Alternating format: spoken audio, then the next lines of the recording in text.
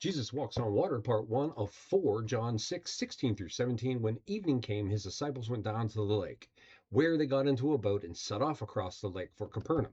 By now it was dark, and Jesus had not yet joined them. This was something I was mentioning to my 12th grade boys just this past weekend. If you read the account of Mark 6 of this story, Mark 6 seems to indicate that the destination of the boat was Bethsaida, where Matthew and John both say the destination was Capernaum or Gennesaret. The reason that that happens is because Mark is including a directional waypoint where the others are not. If you were leaving from a point south of Bethsaida, and that's likely where they would have launched, you would have hugged the coast and sailed north till you got to Bethsaida, and then you would have gone west to Capernaum because of these storms on the Sea of Galilee. You don't want to just cut straight across. You want to hug the coast and try to avoid sailing into a bad storm. Ironically, it didn't work. They still sailed into a bad storm.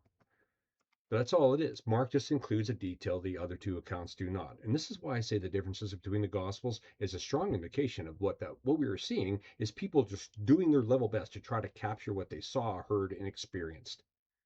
The author of the Gospel of John did not look at Mark's account and first and attempt to align with it, right? Or more precisely, he might have, but it doesn't matter because what he was writing was too important to do anything other than to try his level best to get it right, get it accurate to what he saw.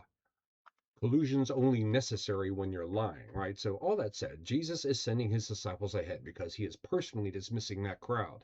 You'll recall that Jesus found himself preaching at a late hour without proper sustenance for the crowd because he saw them and he felt moved by their plight, right? This is Jesus doing what he does best, going the distance in service of his flock.